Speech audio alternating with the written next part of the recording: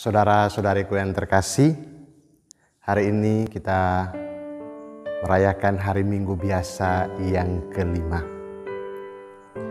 Tuhan menyembuhkan orang yang patah hati. Bapak, Ibu, saudara-saudariku yang terkasih, dalam pengalaman hidup kita pernah mengalami yang namanya patah hati atau terluka, disakiti. Orang patah hati karena berbagai macam alasan. Ada yang karena penderitaan, ada yang karena patah hati karena ditolak, ada yang patah hati karena tidak dihargai dan tidak dicintai, ada yang patah hati karena musibah dan lain sebagainya. Dalam arti tertentu orang menderita. Penderitaan membuat kadang-kadang kita bertanya, Tuhan, Engkau ada di mana sampai kami mengalami seperti ini?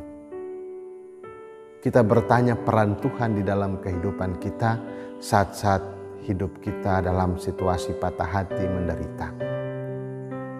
Itulah juga yang kita dengarkan dalam bacaan pertama, terutama kisah dari Ayub.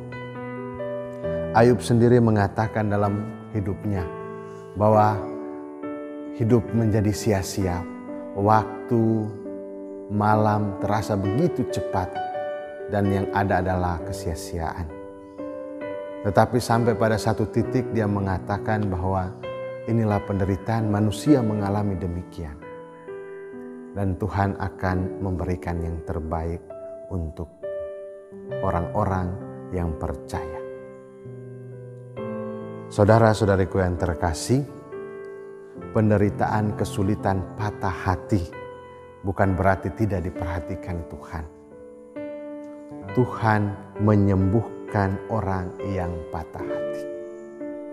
Dalam bacaan Injil kita mendengar bagaimana Tuhan datang, hadir di dalam patah hati kita, hadir di dalam penderitaan-penderitaan kita. Ia menyembuhkan orang-orang, menyembuhkan ibu mertua Simon yang terbaring karena sakit demam. Ia datang, hadir, dan mengubah penderitaan itu menjadi sukacita. Ia datang dengan caranya mengubah duka cita menjadi sukacita. Mengubah pintu yang terasa sudah tertutup menjadi terbuka. Ada jalan keluar. Dan itulah yang juga membuat semua orang, bahkan banyak orang datang mencari dia untuk mendapat kesembuhan. Bahkan ketika Yesus bangun pagi-pagi pergi berdoa di tempat yang sunyi, Simon dan kawan-kawannya datang untuk mencari dia. Tuhan, semua orang mencari Engkau. Tetapi apa jawaban Tuhan? Marilah kita pergi ke tempat yang lain untuk memberitakan Injil, karena untuk itu aku telah datang. Bapak, Ibu, saudara-saudariku yang terkasih, jawaban Tuhan saat orang dalam penderitaan mencari Dia, di saat orang dalam kesulitan ingin mendapat kemudahan, dan semua orang datang mencari karena ia sumber kehidupan, sumber kebenaran. Tetapi apa jawaban Yesus? Yesus mengajak untuk keluar, pergi ke tempat yang lain untuk mewartakan Injil. Bagian akhir menjadi penting. Untuk itulah aku datang. Yesus datang untuk mewartakan sabda, menghadirkan sabda Allah secara nyata bagi kita semua.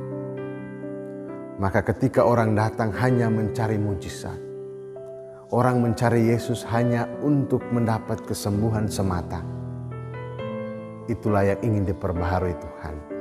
Kita datang untuk mencari Dia, berjumpa dengannya, untuk mendengarkan sabdanya. Maka mujizat-mujizat akan datang dalam kehidupan kita. Maka Paulus dalam bacaan kedua dengan sangat baik mengatakan kepada kita semua bahwa celakalah aku jika tidak memberitakan Injil. Kita semua yang telah percaya datang kepada Tuhan, mendengarkan sabdanya, mendapat kesembuhan, kini dipanggil untuk mewartakan Injil kepada semua orang tanpa upah. Maka ketika kita ingin supaya kita mendapat kesembuhan dari segala penderitaan yang sempurna, maka kita siap dipanggil menjadi pewartanya, mewartakan kabar sukacita.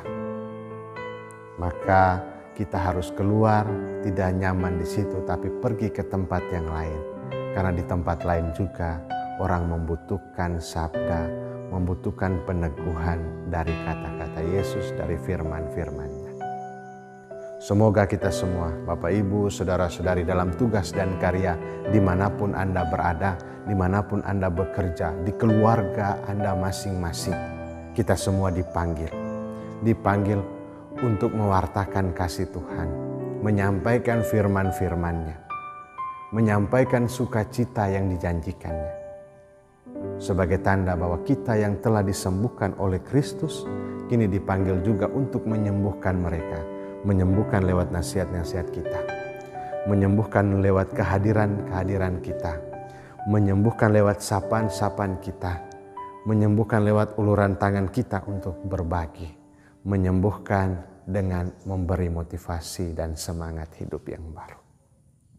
Semoga rahmat Tuhan kita Yesus Kristus senantiasa menyertai kita semua, menyertai saya dan menyertai Bapak Ibu sekalian dalam tugas dan karya, supaya kita bisa menghadirkan sukacita, kesembuhan, dan juga harapan baru bagi semua orang yang hidup dalam penderitaan atau yang sedang patah hati. Kita adalah tangan Tuhan untuk menyembuhkan mereka yang sedang patah hati. Tuhan memberkati Bapa, Putra, dan Roh Kudus. Selamat hari Minggu.